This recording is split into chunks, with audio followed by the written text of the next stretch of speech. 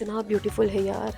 यहाँ इमिग्रेशन में बहुत लॉन्ग क्यूज होते हैं। शौक से तू मेरा 14 लाख रुपया ज़्यादा पे किया।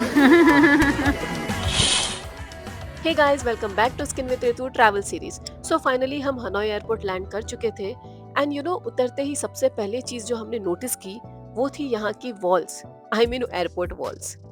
इन लोगों ने सारे वॉल्स इतने क्रिएटिवली पेंट किए हुए हैं, पूरा वियतनामीज कल्चर रिफ्लेक्ट हो रहा था यहाँ पे। यूजुअली एयरपोर्ट थोड़े बोरिंग लगते हैं, है ना, बट यहाँ काफी डिफरेंट फील हो रहा था। आप भी देखिए।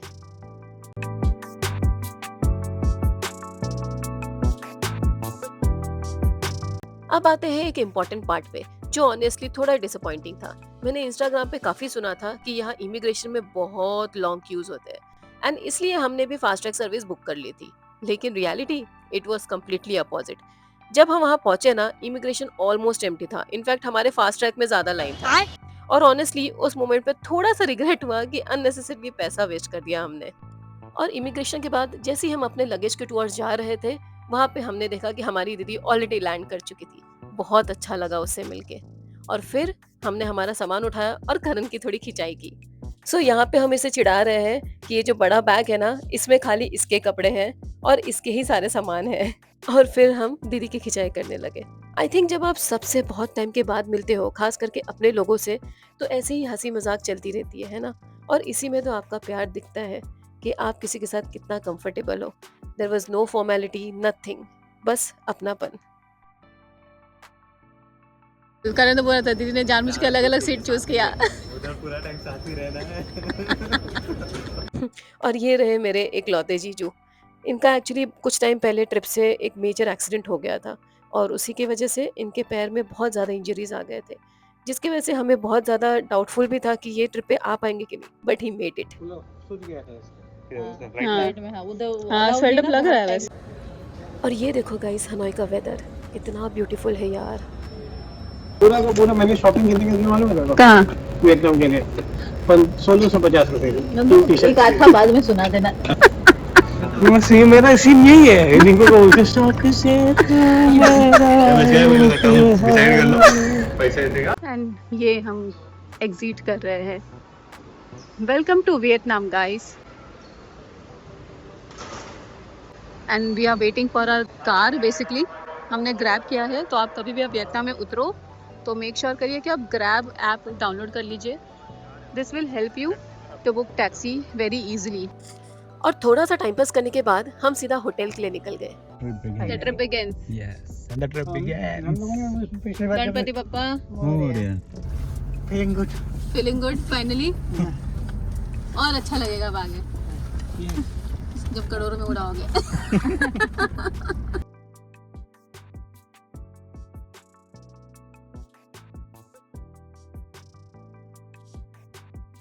And here we reached our hotel. So हमने हमारा होटल बुक किया था ओल्ड क्वार्टर पे, जो कि एयरपोर्ट से काफी नजदीक है। And the best part about this place is very aesthetic, very photogenic, और यहाँ से आपको हर एक चीज बहुत ही नजदीक मिलेंगी।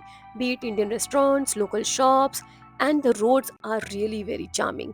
Trust me guys, you will enjoy staying here. और क्योंकि हम चेक इन टाइम से जल्दी आ गए थे, हमने अर्ली चेक इन लिया था। 14 लाख रुपए एक्स्ट्रा।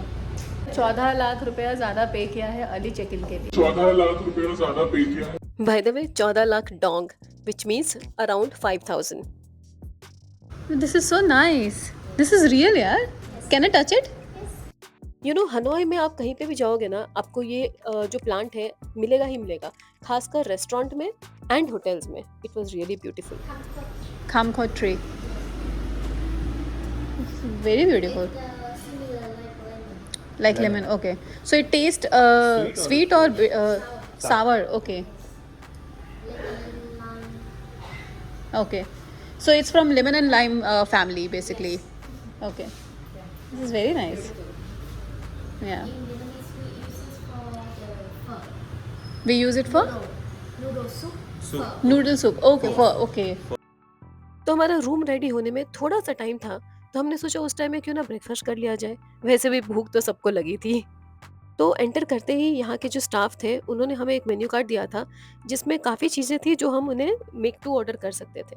सो हम वही देख रहे थे कि हमें क्या क्या खाना है और क्या क्या हम ऑर्डर कर सकते हैं। ऑनेस्टली इस होटल का spread was little less, but जो भी था काफ़ी अच्छा था, टेस्टी था। वेजिटेरियंस के लिए ऑप्शन थोड़ा कम है, बट अगर आपको अलग से कहीं पे वेजिटेरियन खाना खाना है, तो वियतनाम में आपको काफ़ी इंडियन रेस्टोरेंट्स मिल जाएँगे। सो ब्रेकफास्ट के बाद हमने चेक इन किया हमारे रूम में। सो बेसिकली एक टेम्परेरी रूम था थोड़े टाइम के लिए, क्योंकि हमने अर्ली चेक इन किया था और हमारा जो मेन रूम था वो रेडी नहीं हुआ था। इसलिए आपको मैंने रूम का टूर भी नहीं दे पाई।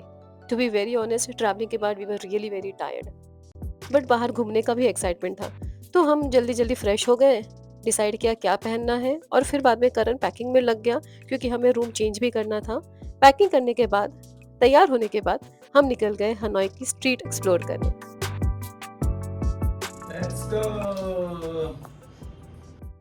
The moment we step out, we felt the vibe here.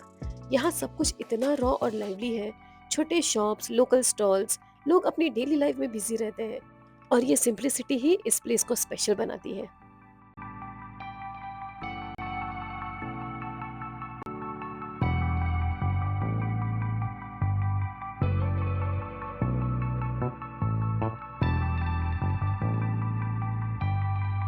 और फिर हम गए डोंग जुआन मार्केट, जो यहाँ का काफ़ी फेमस लोकल मार्केट है।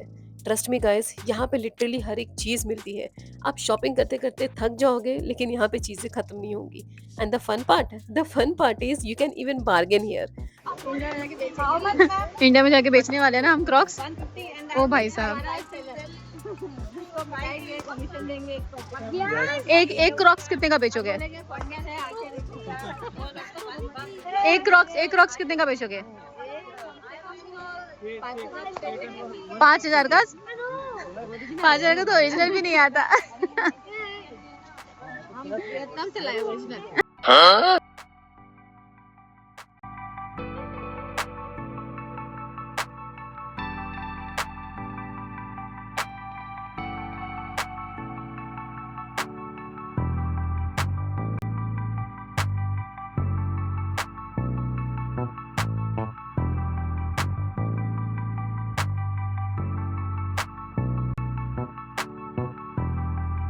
शॉपिंग के बाद हमें लग गई थी भूख, क्योंकि लंच का टाइम भी हो चुका था।